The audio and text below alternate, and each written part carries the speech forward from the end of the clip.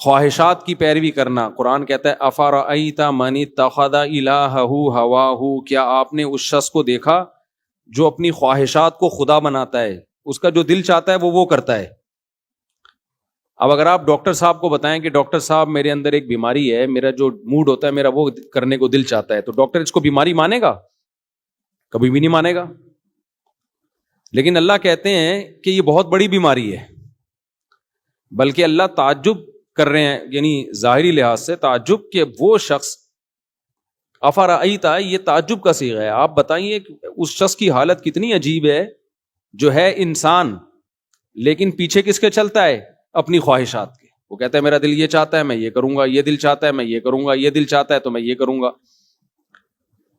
وَأَضَلَّهُ اللَّهُ عَلَىٰ عِلْمٍ، اور اللہ نے اس کو علم کے باوجود گمراہ کیا ہے. علم کے باوجود کا مطلب جو آدمی اپنی خواہشات کے پیچھے چلتا ہے نا، اس کو بہت دفعہ پتا ہوتا ہے کہ جو کام میں کر رہا ہوں یہ غلط ہے، پھر بھی کر رہا ہوتا ہے. وہ جو خواہشات کے غلام ہوتے ہیں. تو یہ ایک باطنی بیماری ہے، اس کا دنیا میں کسی کے پاس علاج نہیں ہے. آپ کہہ سکتے ہو بھائی علاج ہے انگریزوں کے پاس، جو انہوں نے اتنی ترقی کی ہے ان کے پاس علاج ہے کہ اگر آپ کا غلط چیزیں کھانے کا دل کر رہا ہے تو وہ روک دیتے ہیں اس کو. ان کے موٹیویشنل اسپیکرز جو ہیں وہ آپ کو ایسی اس طرح سے گائیڈ کرتے ہیں کہ آپ ایک اچھے انسان بن کے زندگی گزارتے ہیں. تو اس کا جواب یہ میرے بھائی ایسا نہیں ہے. اگر ان کے پاس ہدایت ہوتی تو وہ شراب نہ پیتے، وہ زنا نہ کرتے، وہ خاندانی نظام کو تباہ و برباد نہ کرتے، وہ خدا کے وجود کا انکار نہ کرتے، وہ ناشکرے نہ ہوتے اپنے بنانے والے کے. دنیا میں سب سے پہلا انسان کی جو ذمہ داری ہے نا شکر ادا کرے، وہ کس کا شکر ہے؟ جس نے بنایا. انگریز مانتا ہے اللہ کے شکر کو؟ نہیں مانتا.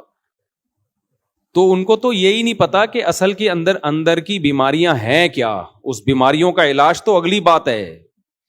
دیکھو دو قسم کے مریض ہوتے ہیں.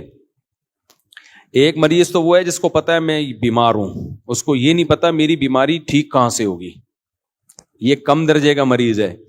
ایک مریض وہ ہے جس بیچارے کو پتا ہی نہیں ہے کہ میں بیمار ہوں، وہ کینسر لے کے گھوم رہا ہے.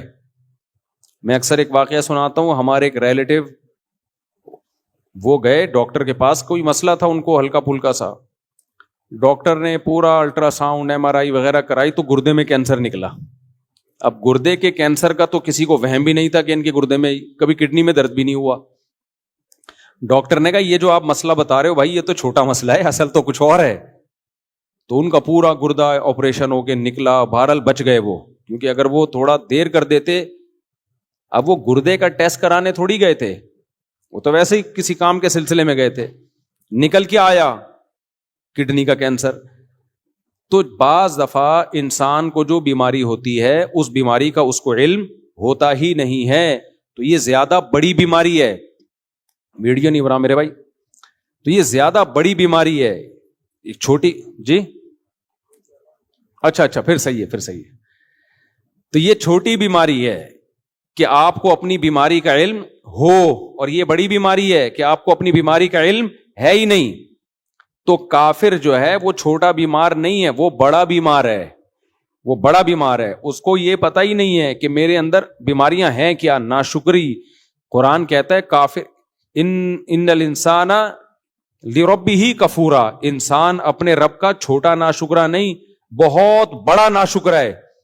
تو آپ ایک بات بتاؤ، شکر گزار اچھا ہوتا ہے، ناشکرا اچھا ہوتا ہے یا شکر گزار اچھا ہوتا ہے؟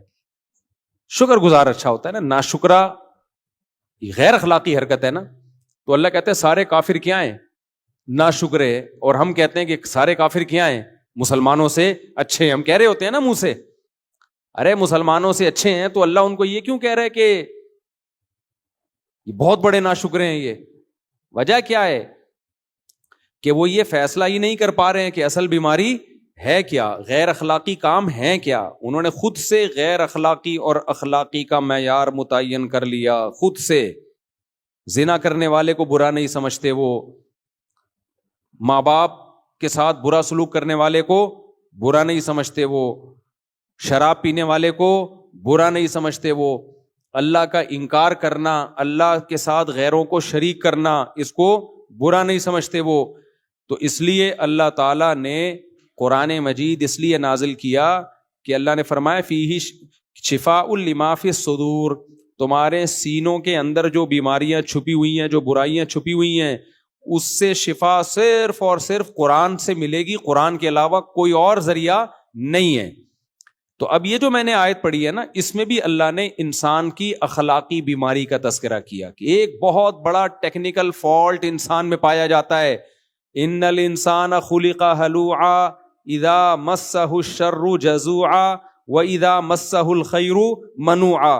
فرمائے بہت بڑا ٹیکنیکل فالٹ یہ ہے، مینوفیکچرنگ فالٹ ہے انسان کے اندر، کہ جب اسے کوئی مصیبت آتی ہے تو یہ اس مصیبت میں بے صبرا ہو جاتا ہے، حالانکہ یہ نہیں دیکھتا کہ یہ مصیبت دی کس نے ہے، اللہ نے۔ تو جو خدا مصیبت دے سکتا ہے وہ مصیبت ہٹانے پر قدرت رکھتا ہے کہ نہیں رکھتا؟ کیوں نہیں بھائی قدرت رکھتا وہ تو یہ مایوس ہونا شروع ہو جاتا ہے۔ تو کافر کے اندر ایک ٹیکنیکل فالٹ کیا ہے؟ مصیبتوں میں کیا ہونا؟ مایوس۔ دوسروں کو وہ سمجھا رہے ہوں گے مایوسی بری چیز ہے، ان کے ڈاکٹر خود مایوس ہو رہے ہوں گے۔ میں اس پر ایک چٹکلا مجھے یاد آتا ہے، پہلے ایک ڈاکٹر تھے بڑے زبردست نفسیاتی ڈاکٹر، وہ خود ڈپریشن میں چلے گئے تھے ایک دفعہ۔ وہ خود بتا رہے ہیں کہ مجھے خود انہوں نے بتایا کہ میں لوگوں کی ڈپریشن کا علاج کرتا تھا، ایک دفعہ مجھے کوئی ٹینشن ہوئی تو میں ڈپریشن میں چلا گیا اور کہنے لگا میرا علاج کون کرے گا؟ تو بھائی ڈاکٹر کے پاس بھی علاج نہیں ہے اس کا۔ تو مجھے وہ اس پہ ایک چٹکلا یاد آتا ہے، ایک آدمی جو تھا نا، اس کی لاٹری میں 5 کروڑ روپے نکلے۔ کتنے روپے؟ 5 کروڑ روپے۔ اب غریب آدمی تھا، اس کو کمپنی جا کے بتا دیتی تمہارا 5 کروڑ روپے نکلا ہے، تو ڈر یہ تھا کہ خوشی سے مر نہ جائے گی، بھائی ایک دم بتا دیں گے تمہارے۔ اس نے تو چلتے ہوئے کوئی لاٹری ایسی خرید لی کہ یار 5 روپے کی مل رہی ہے، نکل کتنے آئے؟ 5 کروڑ۔ اس کو اب کمپنی کو ڈر یہ تھا کہ ہم نے اس کو بتایا نا تمہارے 5 کروڑ نکلے ہیں تو یہ خوشی سے کیا ہو جائے گا؟ مر نہ جائے۔ تو کمپنی نے ایک ڈاکٹر، ایک نفسیاتی، جو نفسیات کا علم، نفسیاتی ڈاکٹر کہنا نہیں چاہیے، وہ ڈاکٹر ہی نفسیاتی ہے تو پھر وہ کیا علاج کرے گا؟ ایک ڈاکٹر نے مجھے کہا یار ہم نفسیاتی ڈاکٹر تھوڑی ہیں، ہم تو بالکل نارمل ڈاکٹر ہیں۔ نفسیاتی تو اسے کہتے ہیں جو خود پاگل ہو چکا ہو نا، نفسیات کا علاج کرنے والے ڈاکٹر، سائیکولوجسٹ، سائیکیٹرسٹ تو میڈیسن وغیرہ کے ذریعے کرتا ہے نا، وہ بھی ٹھیک ہے، چلو ہمیں ابھی کوئی۔ تو ڈاکٹر کو ہائر کیا کہ اس کو جا کے تم نے بتانے کہ 5 کروڑ روپے نکلے، لیکن اس طرح سے بتانا کہ یہ مر نہ جائے کہیں خوشی سے۔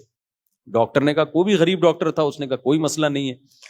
تو ڈاکٹر گیا اس کے پاس آرام آرام سے بتانے کے لیے نا، کہتے دیکھو تمہارے نا 5 لاکھ روپے نکلے ہیں، تو میں تمہیں 5 لاکھ روپے دوں گا، لاٹری میں 5 لاکھ روپے نکلیں تو تم کیا کرو گے اس 5 لاکھ کا؟ اس نے کہا یار زبردست، یہ تو بڑا زبردست ہے، میں 5 لاکھ روپے کا یہ بناؤں گا، یہ بناؤں گا، عمرہ کروں گا، فلانا کروں گا، ڈمکانا کروں گا۔ اچھا، کہہ رہے نہیں ایکچولی تمہارے 10 لاکھ روپے نکلے ہیں۔ آہستہ آہستہ اس کو عادی بنا رہے۔ تو اب بتا تو 10 لاکھ کا کیا کرے گا جب میں تجھے 10 لاکھ دوں گا؟ اس نے کہا 10 لاکھ کا پھر میں یہ کروں گا، اور کچھ چیزیں بتا دی، ہوتے ہوتے 2 لاکھ 3 لاکھ 1 کروڑ 2 کروڑ 3 کروڑ 4 کروڑ، جب 5 کروڑ پہ آیا نا، بولا یار تیرے 5 کروڑ نکلے، بتا تو کیا کرے گا؟ کہہ رہا ہے میں سارے تجھے دے دوں گا۔ تو ڈاکٹر مر گیا خوشی سے۔ سمجھ رہے ہیں نا، جو ڈاکٹر ہے نا وہ کلٹی۔ وجہ کیا ہے بھائی؟ اس کو تو سنبھالنے والا ڈاکٹر تھا، وہی خبر جب ڈاکٹر کو ملے گی اس کو کون سمجھائے گا؟ سمجھ میں آ رہی ہے بات؟ وہ بھی تو عام انسانوں کی طرح کا ایک انسان ہے نا۔ تو یہ جو ڈپریشن کے ڈاکٹر ہوتے ہیں نا، آپ کی ڈپریشن ختم کرنے والے اور آپ کے مسائل کا حل کرنے والے، بھائی یہ بھی ہماری طرح کے کیا ہیں؟ انسان۔ یہ نہیں کر سکتے آپ کی اسٹریس، تھوڑی بہت میڈیسن اور تھوڑی بہت چیزیں ہوتی ہیں ان کے پاس، اس سے زیادہ کچھ بھی نہیں ہے۔ یہ خود پریشانیوں میں پاگل ہو جاتے ہیں بیچارے، کیونکہ انسان کی امید کا واحد ذریعہ صرف اور صرف کون ہے؟ اللہ ہے۔ اللہ نے قرآن مجید میں ہمارے سامنے ایسے واقعات پیغمبروں کے سنائے جن کو جو ٹینشنیں پہنچی تھیں، جو پریشانیاں پہنچی تھیں، ہم ان کا تصور بھی نہیں کر سکتے۔